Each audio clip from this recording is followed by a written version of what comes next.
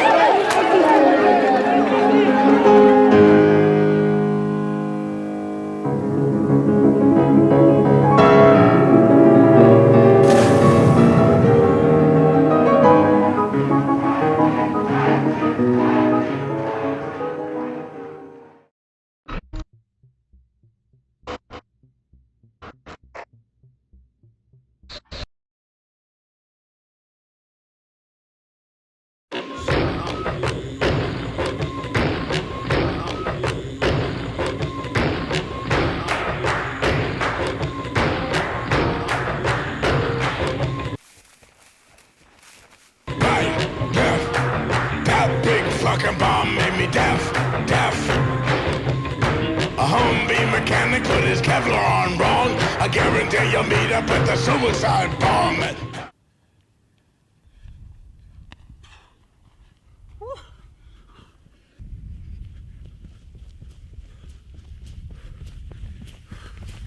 Hell broke loose.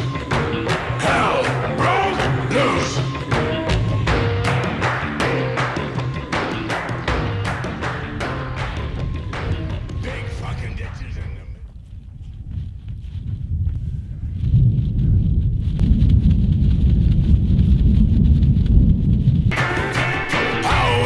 The only ones responsible for making this mess got the sorry asses able to a goddamn desk, and hell broke loose. Hell broke.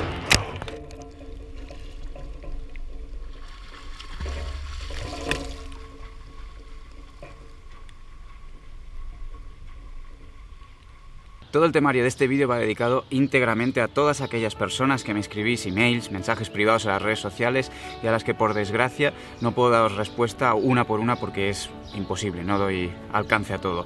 Así que voy a intentar dar respuesta a muchas preguntas que me habéis hecho en privado. Entiendo que el contenido para aquellas personas que estáis vinculadas al mundo de la preparación física puede ser ya conocido, pero voy a intentar solventar esas dudas de las personas que quizá no tengan tanto conocimiento. Como habéis podido ver en el mini vídeo, hubo una época en la historia del deporte en la que lo único que contaba para mejorar era cuántas horas de más que tu contrincante eras capaz de entrenar sobre la bicicleta. La única variable que era realmente importante era el volumen. Eso llevó a muchos ciclistas, no solo ciclistas, a nadadores dentro de la natación, corredores dentro del running, cada uno en su ámbito, a hacer volúmenes inhumanos semanales, y muchos de ellos obviamente acababan con lesiones, con desmotivaciones mentales. Bueno, eran otros tiempos y se entrenaba de otra manera. Afortunadamente, hace relativamente poco, unas 2 décadas más o menos, se empezó a introducir entrenamiento cruzado en varios de estos deportes y se empezó sobre todo, por encima de todo, a dar más importancia a la calidad que a la cantidad. Y ahí es el punto en donde los amateurs tenemos más a adaptar y más a ganar, porque el gran limitante que tenemos todos nosotros es precisamente el tiempo. No nos podemos permitir el gran lujo de entrenar 3, 4, 5, 6 o 8 horas cada día como hacen los profesionales. Tenemos trabajo, tenemos familia y raro es el que le puede dedicar 20 horas o incluso 15 a la semana a este deporte. Pero dentro de cada uno de nosotros, dependiendo del perfil, siempre está esas ganas de mejorar, esas ganas de decir, bueno, le estoy dedicando tiempo al entrenamiento para competir contra mí mismo. Eso es un poco también la filosofía Racers, la filosofía que yo promulgo un poco, con simplemente pensando en, no, tengo muy claro que no voy a ganar una carrera, tengo muy claro que no voy a subir al podium, no compito contra nadie, simplemente compito contra mí mismo, y eso es lo que buscamos cada vez que salimos a entrenar cada día. Hoy ser un poquito mejor que ayer y un poquito peor de lo que seré mañana. Y con esa filosofía yo creo que podemos coger muchas de las cosas que trajeron a este mundo del deporte el entrenamiento cruzado y adaptarlo. Vamos a empezar, por ejemplo, con un perfil como el de Mireia Belmonte, nadadora. Ya sabéis que La natación en los últimos 10-15 años ha pegado un cambio enorme a nivel de entrenamiento. Os lo he explicado en algún otro vídeo como entrenador de natación que soy, que me apasiona, y básicamente se ha pasado de entrenar solo agua y un poquito de seco, que decimos nosotros en natación, a estar en el mismo volumen, horas de agua con horas de seco o entrenamiento fuera del agua.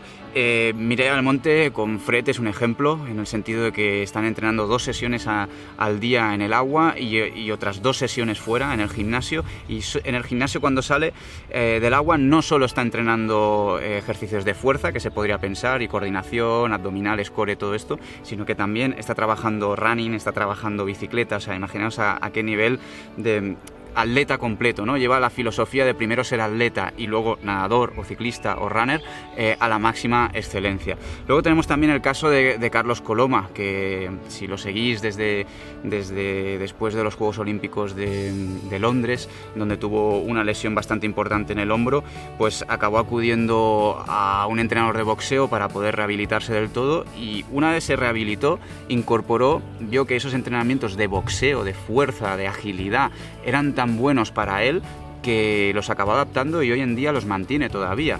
Y yo creo que lo mejor es que vayamos uno por uno viendo cuáles son los ejemplos prácticos que vosotros podéis ejecutar en vuestras casas o en vuestros gimnasios o en vuestras áreas de entrenamiento para mejorar y utilizar todo eso. Lo primero que tiene que quedar claro es el concepto de por no tocar la bicicleta no quiere decir que no tengamos que entrenar. Esto nos puede salvar de 2 tipos de situaciones. Una, que es la situación en la que estamos viajando. El hecho de tener que cargar con una bicicleta allá donde vayamos, muchas veces simplemente irnos de vacaciones con la familia puede suponer pensar que no vamos a poder entrenar. Para nada. Llevaros un bañador, llevaros unas zapatillas y a correr, a nadar, a lo que sea. Siempre vais a poder hacer ejercicio físico. Vais a tener que variar de estímulo, no vais a poder hacerlo de la misma manera que si estuvieseis encima de una bicicleta, pero vuestro físico como mínimo se va a mantener. Así que en esas temporadas de vacaciones, pues bien, no hay problema, no hay que sugestionarse mentalmente y podéis disfrutar de la familia también. Y luego, por otro lado, está también el hecho de... Esto depende mucho del perfil psicológico de cada deportista, de cada persona, pero a mí me pasa personalmente, necesito muchos estímulos, no solo físicos, sino psicológicos muy diversos. Si siempre hago la misma cosa, por muy divertida que sea, me acabo aburriendo.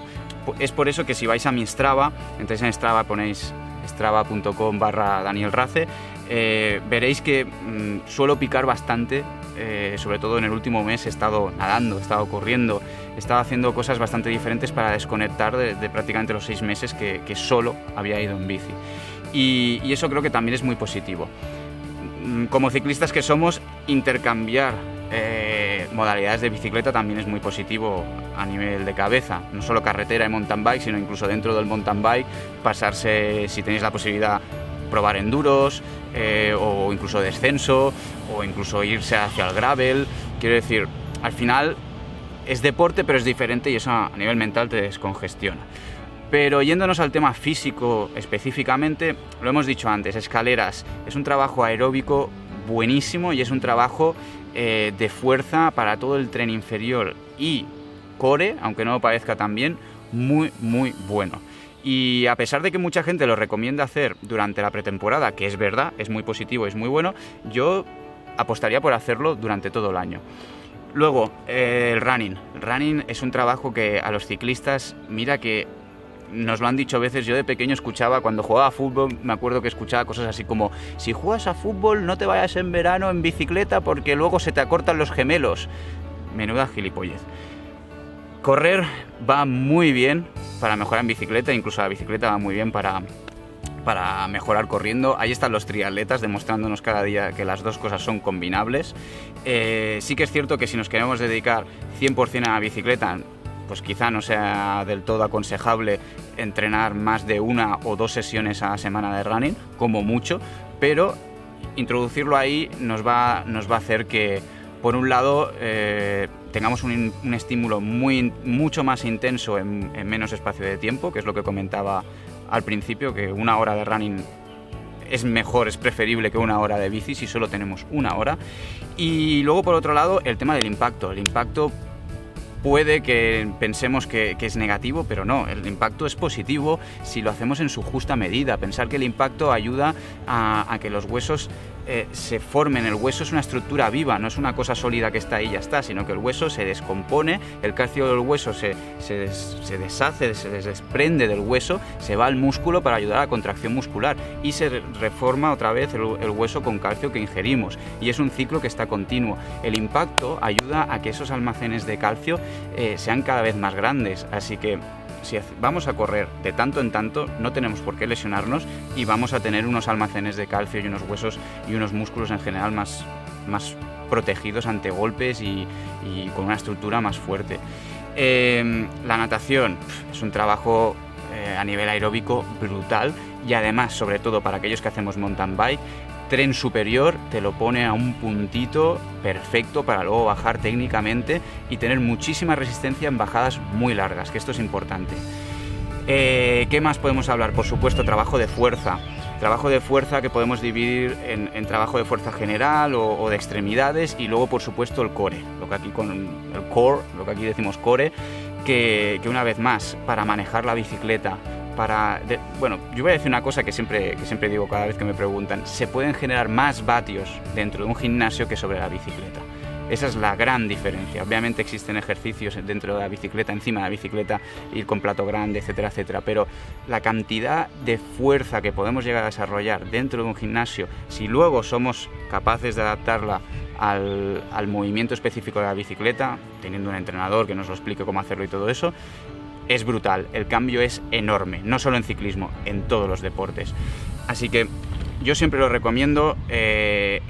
Si tenéis 3 días para entrenar, si tenéis 4 días para entrenar, yo os aconsejo que 3 vayáis en bici y 1 os vayáis a hacer un poco de running y gimnasio, o fuerza, o un poco de natación y fuerza. Yo creo que el cambio es enorme, es brutal, y a veces por ese vicio, por ese gusanillo que tenemos de ir siempre en bicicleta, no lo hacemos. Y es algo un ejercicio que deberíamos intentar llevar a cabo siempre. De todas estas cosas que os he dicho, sí que es cierto que hay algo que es muy difícil de sustituir en el ciclismo, que es las tiradas largas, el fondo. ¿Por qué? Porque la resistencia que nos da el ciclismo, esas 3-4 horas, esos 100 y pico kilómetros encima de la bicicleta, es muy difícil que corriendo lo hagamos, nos destrozaríamos muy probablemente si no somos corredores de ultrafondo específicos, y luego por otro lado nadando tendríamos que ser muy buenos nadadores para aguantar esas cantidades de hora ahí. Así que yo os diría que las tiradas largas siempre las dejaseis para encima de la bicicleta. Es más, muchos de estos deportistas que os he dicho, como por ejemplo Medalla del Monte o incluso corredores y tal, hacen tiradas largas en ciclismo precisamente, pues aunque sea en bici estática, para poder aumentar la capacidad aeróbica. Así que este sería un punto que no podríamos sustituir fácilmente. Seguramente el esquí de fondo es el único deporte que nos lo permitiría. Pero bueno, esto es una idea general. Lo que quiero que os quede muy claro a todas aquellas personas que me estáis preguntando continuamente si esto se puede hacer o no se puede hacer, es que utilicemos el sentido común, que todo estímulo físico hacia nuestro cuerpo es positivo en su justa medida. En el momento que nos desbravamos es cuando vienen las lesiones o pasamos al sobreentrenamiento, y sobre todo que todas aquellas personas que por el motivo que sea no pueden estar siempre al lado de la bicicleta, que no sufran, porque saliendo a correr, porque yendo a nadar, porque en cualquier gimnasio podemos sustituir e incluso mejorar nuestro rendimiento si lo hacemos bien. Así que nadie se angustie. Creo que en líneas generales quedan contestadas todas esas dudas que me enviáis. Y nada, chicos, yo espero que os haya gustado mucho el vídeo. Como os digo, últimamente estoy muy contento de todo el push que está cogiendo el canal, de todos aquellos que estáis siendo bienvenidos al mundo racer.